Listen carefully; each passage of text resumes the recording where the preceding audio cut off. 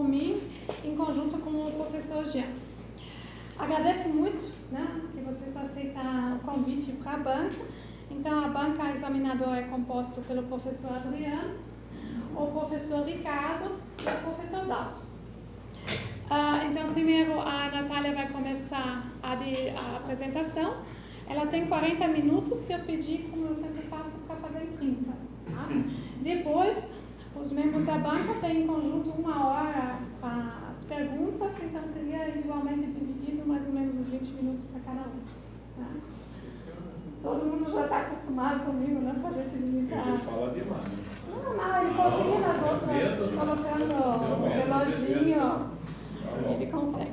Então, aquele reloginho ali. Então, a gente pode. Vamos começar. Quando ele for falar, veloz. Tá bom. Bom, boa tarde a todos. Eu vou apresentar então o meu trabalho, cujo título é CodeMaster, um modelo de análise de código de linguagens de programação visual na educação básica. A minha orientadora é a professora Cristiane e meu co-orientador é o professor Jean Hauck. Bem, nós vivemos hoje no mundo de computação intensiva. Independente da área que um profissional atue, é importante que ele conheça os conceitos básicos da computação. Assim, ao redor do mundo todo, já estão sendo feitos esforços para inserir a computação dentro da educação básica. Por exemplo, na Inglaterra, aquela ali é uma matéria de 2014, os alunos de 5 anos, eles já estavam aprendendo a programar. E no Brasil, a gente também está indo nesse mesmo sentido.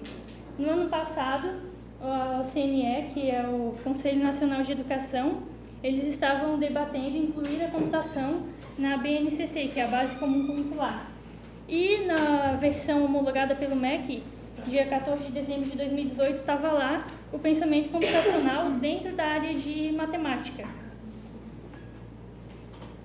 Levando em consideração isso, o ensino de computação dentro da educação básica, professores do mundo inteiro de computação e também com background na área de educação, eles criaram um framework de conceitos que devem ser ensinados dentro da educação básica para ensinar alunos de 5 a 17 anos a aprender computação.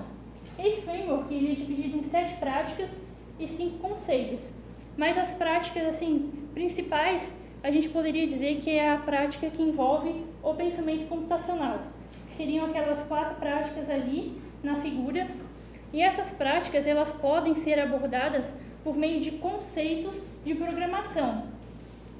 Um dos conceitos desse framework é o conceito de algoritmos e programação. Esse conceito ele tem 5 subconceitos que estão lá naquelas caixinhas coloridas.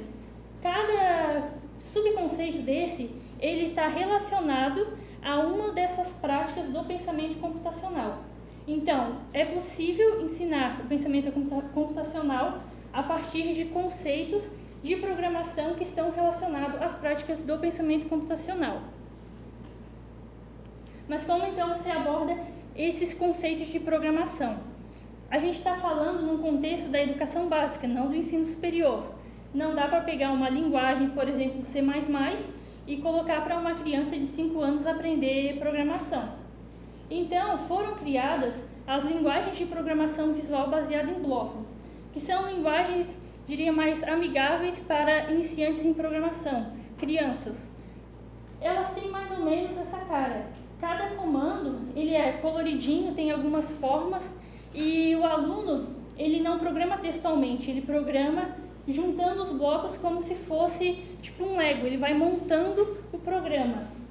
Aqui eu botei só uma equivalência entre um código de uma linguagem de programação visual, que é o Snap, e o Python. Dá para ver que tem uma equivalência entre os conceitos de uma linguagem de programação visual baseada em blocos e uma linguagem comumente usada no ensino superior, como por exemplo Python.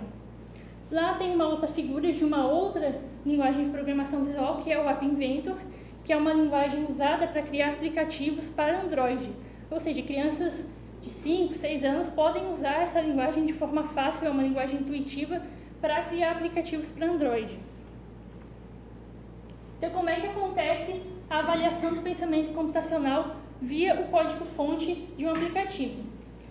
Normalmente, as atividades para avaliar o pensamento computacional, elas podem ser de dois tipos, as atividades abertas e as atividades fechadas. As atividades abertas seriam aquelas que têm várias possíveis soluções, e uma atividade fechada é uma atividade em que tem os passos pré-definidos. Eu botei aqui um exemplo de uma avaliação via atividade aberta. Então, seria o professor define um tema, como por exemplo, conscientização do combate à dengue. O aluno vai programar um aplicativo sobre esse tema, usando os conceitos de programação que ele aprendeu em aulas prévias. O código-fonte desse aplicativo, ele vai ser analisado e então, após essa análise, o aplicativo do aluno é avaliado com base em que conceitos foram aplicados. Então, na hora de fazer essa análise, quando ela é feita pelo professor, ela costuma ser uma tarefa repetitiva, porque o professor tem que pegar lá todo o código de todos os trabalhos de todos os alunos e olhar lá comando por comando. É como se fosse uma redação de, vamos dizer, 30 páginas por cada aluno. É uma tarefa que consome bastante tempo e um esforço considerável, pensando no contexto do Brasil, onde uma sala de aula, por exemplo, no ensino público, né, ela tem normalmente mais de 30 alunos, então fica bem difícil para um professor avaliar todos esses programas dos alunos. Então, uma forma de mitigar essas dificuldades seria fazer essa avaliação por meio de um analisador automatizado. O analisador, algumas vantagens que ele dá é que ele vai ter consistência, porque ele vai avaliar sempre da mesma forma, ele não vai enfatizar um conceito que um professor acha mais importante, não, ele vai avaliar todos os aplicativos da mesma forma, rapidez, e ele vai liberar o professor para avaliar outros pontos mais subjetivos, como, por exemplo, a criatividade. Então, aquelas duas partes lá, a análise e a avaliação, ela seria feita, então, por um analisador automatizado, com as vantagens que ele traz, e esse analisador, tipicamente, ele é baseado numa rúbrica de avaliação. O que é uma rúbrica de avaliação? É basicamente uma grade, onde aqui na primeira coluna você tem os itens que são avaliados, e ali na linha de cima você tem a pontuação para cada item.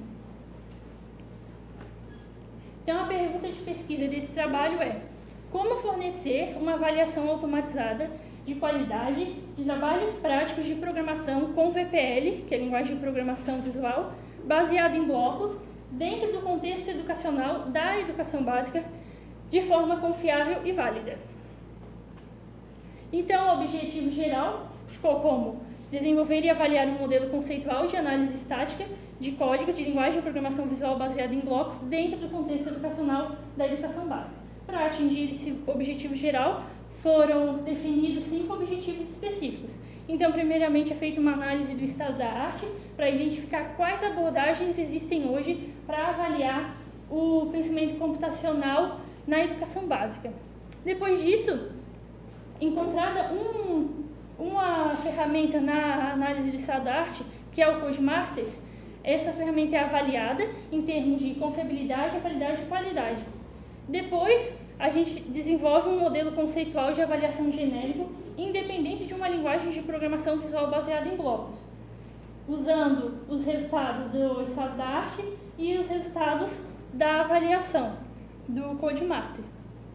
Esse modelo é desenvolvido e então implementado, sendo evoluída a ferramenta Codemaster para a versão, no caso agora, 2.0. Por último, essa versão 2.0 da ferramenta Codemaster é avaliada novamente no estudo de caso pela confiabilidade, validade e qualidade. Então, o método de pesquisa ele ficou em 5 etapas. Primeiramente, é feita uma síntese da fundamentação teórica para definir quais são os conceitos principais utilizados no trabalho. Depois é feito um levantamento do estado da arte para identificar as abordagens existentes, usando um mapeamento sistemático da literatura. Depois, a avaliação do modelo existente Codemaster 1.0, usando ferramentas da estatística, como o alfa de Cronbach, análise fatorial e a teoria da resposta ao item. Depois, é feito o desenvolvimento do modelo genérico, independente de uma linguagem de programação visual. Ele é instanciado por meio de uma rúbrica para App Inventor e implementado, evoluindo o Codemaster, a versão, no caso, inicial 1.0. Após ter sido implementado, esse modelo é avaliado da mesma forma, por um estudo de caso, utilizando as mesmas ferramentas da estatística. Então, indo para o estado da arte, a pergunta que foi feita foi a seguinte: quais abordagens existem para analisar o desempenho do aluno a partir da análise de código de programas criados com VPL baseado em blocos no contexto da educação básica e quais são as suas características?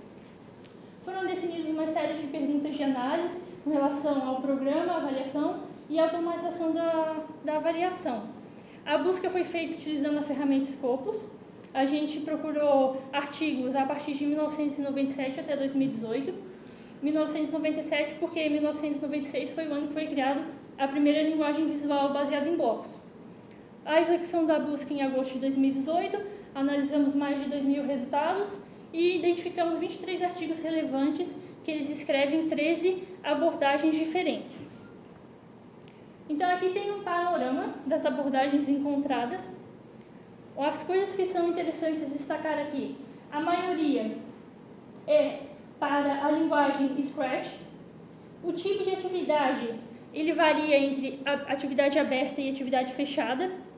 Eles utilizam uma série de conceitos de avaliação que nem sempre uma abordagem utiliza, a outra não utiliza. A análise, quando feita de forma automatizada, ela é feita de forma estática ou dinâmica. A pontuação, o tipo de pontuação pode ser politômica, composta ou dicotômica. A avaliação, o tipo de avaliação pode ser formativa ou somativa. Público-alvo, tipicamente professor e aluno. E a maioria dessas abordagens elas estão disponíveis somente na língua inglesa. E a plataforma delas varia também bastante. Algumas são só uma série de scripts em Python para a pessoa colocar lá os dados e rodar. Outras já tem uma interface mais agradável para o usuário. Aqui eu destaquei um pouco mais os conceitos avaliados por essas abordagens. Mesmo que nessa segunda coluna tem aqui os conceitos, parece que são parecidos, na verdade, cada uma dessas abordagens ela analisa nuances desses conceitos, então elas não analisam tudo que englobam esses conceitos. Além disso, tem alguns outros que alguns autores consideram importantes, já outros não. Então, eu percebi que não há uma padronização de quais conceitos são avaliados.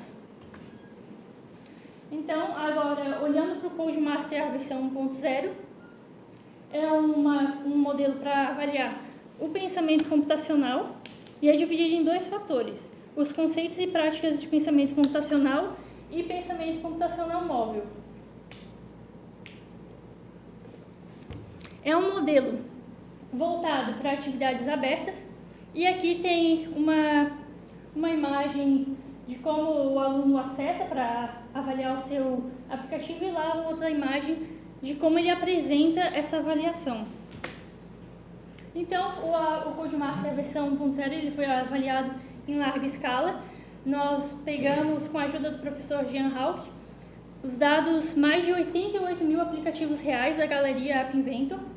Foram analisados 88.608 aplicativos com o Codemaster. Avaliamos 15 critérios que tinha nele e a pontuação é do tipo numa escala ordinal de 0 a 3 pontos, ou seja, cada item ele possui 4 possíveis respostas. Então, olhando o raio-x dos dados, esses aqui são os itens da versão inicial e ali a gente tem como que ficou distribuído esses dados.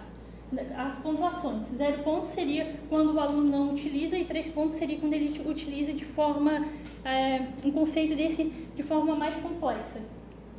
Então, coisas que chamam a atenção.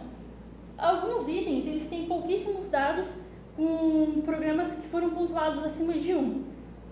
Por exemplo, o item social, se olhar aqui a barrinha, ali até 80% ainda nenhum programa dentro de 88.608, receberam pontuação 1. Então, pelo menos 80% recebeu pontuação 0. Outra coisa que a gente achou interessante é que o item eventos, ele tem bastante programas avaliados com 3 pontos. Mais de 60% dos programas foram avaliados com 3 pontos. Isso acontece por quê? Porque o App Inventor é uma linguagem visual baseada em blocos, orientada a eventos. Então, basicamente para tudo tem que utilizar eventos. Então, foi um item bastante usado nesses programas que a gente avaliou. Quais foram os resultados? Então, o alfa de Chromebook ficou em 0,79, que pode ser considerado aceitável. A correlação entre os itens em relação à validade. Os itens da subdimensão, conceitos e práticas de pensamento computacional, eles apresentaram uma alta correlação. Porém, os itens de pensamento computacional móvel, eles não apresentaram validade convergente. No entanto, isso pode ser explicado pela razão de que nem sempre eu tenho que colocar todos os elementos de computação móvel para um aplicativo ser útil. Além disso, 3 itens do pensamento computacional móvel, foi mídia social e conectividade, eles apresentaram uma baixa correlação item total. Foi feita análise fatorial e ela apresentou 3 fatores como resultado, sendo que originalmente havia sido proposto 2. Além disso, quando a gente foi ver a tabela, ele dividiu essa subdimensão de conceitos e práticas do pensamento computacional em 2. E, novamente, nessa análise, 3 itens do pensamento computacional móvel apresentaram baixo fator de carregamento para um fator. Os itens mídia, social e conectividade. Então, foi feita a análise via teoria da resposta ao item, pelo modelo de resposta gradual. Como que entende-se essa tabela? Ali na coluna A, os parâmetros acima de 1, eles são considerados parâmetros bons. No entanto, se for ver ali o item 12, 13 e 14, que é mídia social e conectividade, eles apresentaram parâmetros A bem abaixo de 1. Além disso, os parâmetros B, eles são esperados que estejam entre menos 4 e 4. Novamente, esses itens apresentaram alguns resultados assim, bem complicados. Por exemplo, lá no B4, o do item 12 está 16,3, ou seja, 4 vezes maior do que o esperado. Então, a conclusão dessa avaliação foi que alguns itens eles apresentaram resultados insatisfatórios em todas as análises, não foi em só uma, as análises foram se confirmando. Ele não está alinhado a um guia de currículo, como por exemplo o framework do CSTA, e ele tem ausência de alguns itens essenciais no contexto do desenvolvimento de aplicativos com App Inventor, como por exemplo o conceito de strings, que é um conceito básico da computação. Ali naquela figura é só como ficou no final a divisão dos fatores, os conceitos de pensamento computacional, práticas do pensamento computacional e pensamento computacional móvel. Então, o modelo proposto, ele foi baseado no K12, Computer Science Framework, e na Base Nacional Comum Curricular, para trazer isso para o contexto do Brasil. Então, no CSA, vou chamar de CSA, que é esse framework, ele tem 3 níveis que a gente pegou. O nível 1B, nível 2 e nível 3A. Olhando pela ótica da BNCC, esses níveis eles correspondem aqui no primeiro nível, 3º ano até metade do 5º ano, o segundo nível, metade do 5º ano até a metade do 9º ano, e o 3º nível, metade do 9º ano até a 2ª série do ensino médio. Usando o método GQM, que é Go Question Metrics, então foi definido o objetivo geral do modelo proposto como avaliar o pensamento computacional a partir do código-fonte de um programa em VPL baseado em blocos, criado como solução de uma atividade aberta no contexto da educação básica. Os objetivos de aprendizagem eles foram derivados do CSTA, daquele framework, e mais objetivos de aprendizagem da literatura. Esses objetivos do CSTA eles são um fator que seria o algoritmos e programação e os outros seria integração entre elementos de VPL. Após definir essas questões, foram definidas métricas com base em artefatos de como medir isso. Aqui tem um exemplo, por exemplo, para a pergunta 2. Qual o nível de desempenho em representação de dados com relação às práticas do pensamento computacional? Então, aqui tem os objetivos de aprendizagem e lá como que eu meço esse objetivo de aprendizagem por meio do código do aluno. Todos esses objetivos, eles foram baseados na literatura, não foi algo que eu criei assim do nada. Aqui um exemplo de como esses objetivos eles foram instanciados para uma rúbrica. Veja que agora tem as colunas das pontuações. Antes só tinha o objetivo e como que eu media. Agora tem uma pontuação para cada um daqueles itens. O modelo proposto, então, eu vou deixar aqui rodando um vídeo. Ele foi implementado evoluindo o CodeMaster. Se um aluno deseja avaliar o seu programa, ele acessa a interface de CodeMaster, vai em selecionar um programa, seleciona o seu programa e clica em avaliar. O CodeMaster então vai soltar o resultado para ele, contendo ali os itens e as notas para cada item. Como a nota de cada item, ela vai às vezes de 0 a 3, às vezes de 0 a 2, às vezes é uma nota dicotômica, ele mostra para cada um como que ficou a nota do projeto avaliado do aluno. Eu vou só botar um pouquinho mais para frente. No caso de um professor queira avaliar de uma turma, como é que ele faz? Ele vai em professor, cria uma turma, eu crio uma turma fictícia nesse caso, aí ele pode selecionar os itens que ele quer avaliar. Nesse caso eu deixei selecionado todos os itens. A partir disso, ele seleciona todos os aplicativos de uma turma que ele deseja avaliar. Eu peguei 7 aplicativos aleatórios e mandei então ele avaliar esses aplicativos. Depois de mandar avaliar, o CodeMaster solta então os resultados para cada aplicativo, tem lá as notas de cada item, no final tem a nota final e uma faixa ninja. Depois, se o professor quiser ver como que foi feito isso, ele pode acessar a rúbrica do App Inventor que está lá no próprio CodeMaster. Então, essa evolução do CodeMaster, a versão 2.0, ela foi avaliada novamente por meio de um estudo de caso e a pergunta era, o CodeMaster ele permite reavaliar programas, os criados com o App Inventor, de forma válida e confiável? Os dados foram os mesmos utilizados na primeira avaliação da galeria do App Inventor. Agora, os itens são 16 critérios pelo CodeMaster versão 2 e os itens, às vezes, ele tem uma pontuação de 0 a 3, de 0 a 2 ou de 0 a 1, que seriam itens dicotômicos. Uma consideração é que foi considerado obrigatório todos os itens para todos os programas. Isso pode ter gerado algum ruído. Então, aqui tem o raio-x dos dados.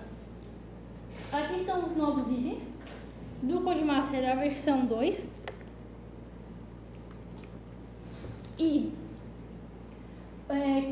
coisas que chamaram a atenção. Por exemplo, foi adicionado um novo item, o item 13, extensões, e a gente viu que ele só tinha um programa dentro de 88 mil que tinha esse item, que ganhava uma pontuação acima de 0. Ou seja, esse item quase ninguém usa, né? O item 15, que é o item mapas, um novo item, apenas 72 programas. Só que esse item tem uma coisa que vale ser destacada. Esse item é um recurso recentemente adicionado no App Inventor. E a nossa base de dados, ela não contempla, talvez, todos os programas já criados com esses itens. Então, como é um item recentemente adicionado, tem programas mais velhos que eles não usam isso.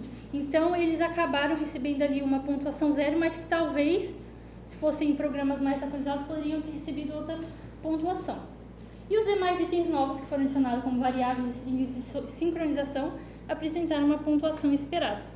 Então, a avaliação do CodeMaster, a versão 2.0, apresentou um alpha de Chromba de 0,84. Aumentou em relação à primeira versão. A correlação entre os itens. Os itens da subdimensão de algoritmos e programação, eles apresentaram uma alta correlação. Mas, novamente, esses itens mais relacionados especificamente a recursos de uma linguagem de programação visual, eles não apresentaram validade convergente, porque nem sempre é necessário usar todos os recursos daquela linguagem especificamente para fazer um aplicativo útil. O item desenho e animação, ele apresenta uma alta correlação com o item mapas. Porém, novamente, lembrando que o item mapas, ele pode ter tido aí não diria um problema, mas ele não está tão bem apresentado porque existem aplicativos que talvez usassem ele, mas como são aplicativos mais velhos, eles não foram avaliados com esse item. E novamente, apenas o item mapas apresenta baixa correlação total. Como o item extensões ele apresentou só um programa, eu já excluí ele totalmente da análise, porque não fazia sentido avaliar no universo de 88 mil aplicativos esse item, só tinha um aplicativo avaliado com pontuação acima de 0. Então, a análise fatorial, ela apresentou também 3 fatores como resultado diferente do proposto. Porém, diferente da primeira versão, esses fatores, calculando a matriz, eles não foram agrupados com um fator, se não me engano, 0.29, alguma coisa assim. Eles não foram agrupados em 3, eles ficaram agrupados em 2. E o item mapas, novamente, ele apresentou um baixo fator de carregamento para um fator, o que já foi se confirmando durante as análises. Pela teoria da resposta ao item, então, olhando aquela tabela, o item 15, que é o item mapas, foi o único que apresentou o parâmetro A abaixo de 1. Além disso, os parâmetros B dele, eles estão bem acima de 4 quando você olha a coluna do B2 e a coluna do B3, que esse é um item que vai somente até a pontuação 2, não até a pontuação 3. E outros itens que apresentaram os parâmetros B fora do intervalo menos 4 e 4 foram itens listas e sensores. Porém, esses itens, eles estão com um parâmetro B adequado à dificuldade deles. Porque um iniciante em programação, é muito difícil para ele aprender de cara o item listas, diferente de, por exemplo, aprender variáveis, que é quando a gente começa a aprender programação, o que a gente começa. Lista a gente vai ver lá para frente. Então, quanto maior o parâmetro B, mais difícil é um item, o que está adequado com a dificuldade, porém, acima do intervalo de menos 4 e 4. Aí, brincando um pouco mais com a teoria da resposta ao item, eu organizei os itens baseado na definição do CSA, do Framework, e na Base Nacional Comum Curricular. Eu coloquei os itens que são considerados de dificuldade fácil, deixei em roxo, dificuldade mediana em verde e dificuldade difícil, deixei em preto. Então, aqui seriam os itens mais fáceis e para lá os itens mais difíceis. Olhando a régua gerada pela TRI com os parâmetros, então, a régua ficou entre menos 2,5 e 5,5. Acima de 5,5, nenhum item foi posicionado. Abaixo de menos 2,5, também nenhum. Então, quanto maior o valor, mais difícil, e quanto menor, mais fácil. E só para ver se eles iam aparecer em posições semelhantes, itens fáceis e itens difíceis, itens medianos, a gente pode ver aqui que os itens roxos, eles ficaram ali no máximo ali até 1,5. A maioria abaixo, a maioria na parte de baixo. O itens telas, eu achei interessante porque eu sei que ele tem uma grande amplitude de dificuldade. Ele começa muito fácil e depois ele se torna um item intermediário avançado, eu diria. E isso ficou evidente aqui na regra, porque o primeiro parâmetro aqui dele ficou em menos 2,5. Depois, o parâmetro 3 dele ficou aqui e o parâmetro 4 dele ficou aqui. Ou seja, a régua mostrou exatamente o que os itens significam. Então, a conclusão. O modelo Code Master versão 2.0, ele fornece suporte automatizado para avaliação de programas criados por um aluno no contexto da educação básica. É um modelo que está alinhado ao guia de currículo do CSTA e à Base Nacional Comum Curricular. Os resultados da avaliação, eles mostram evidências que o modelo é válido e é confiável. Como trabalhos futuros, sugere-se avaliar com uma base de dados contendo programas mais recentes, novos componentes, como, por exemplo, mapas. Avaliar outras competências, como design visual, e também, que é a minha preferida, criar uma escala com interpretação pedagógica para o contexto da educação básica, usando aplicativos criados por alunos dentro da educação básica, e não de uma base de dados que a gente não conhece o contexto de aplicação. Então é isso. Obrigada pela apresentação. Então a gente passa pela discussão da banca. Hoje não tem outro critério, né? Pessoas mais fora, mulheres, não tem outro critério de preferência, então vou simplesmente seguir a ordem, né? Então primeiro passo a palavra para a professora Adriana.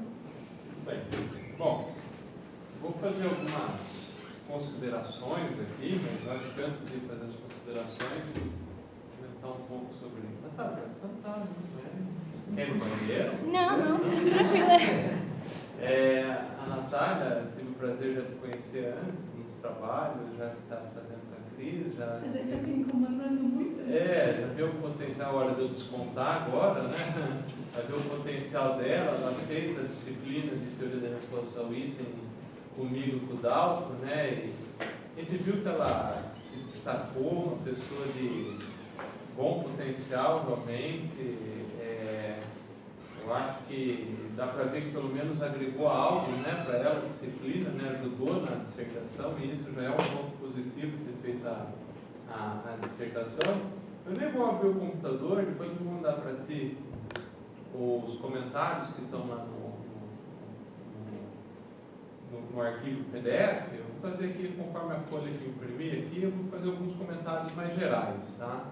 Uma coisa que talvez só detalhes assim, mas eu acho que é importante, vamos supor, até para aproveitar seu slide, volta no slide 21, fazendo um favor.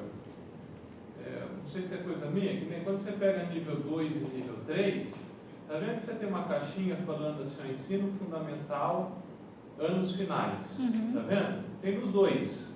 Sim. Então parece ser o mesmo ensino fundamental, só que são idades diferentes. Sim, porque um acredito eu, que seja de sexta, sétima série, outro oitava e nona série. Não, na verdade é porque esse aqui, ele pega metade do quinto ano até a metade do nono ano. E como aqui ele pega a segunda metade do nono ano, eu acabei deixando aqui... Isso, mas então, só uma questão de nomenclatura, isso acontecia também na tabela que você mostrou aqui no texto.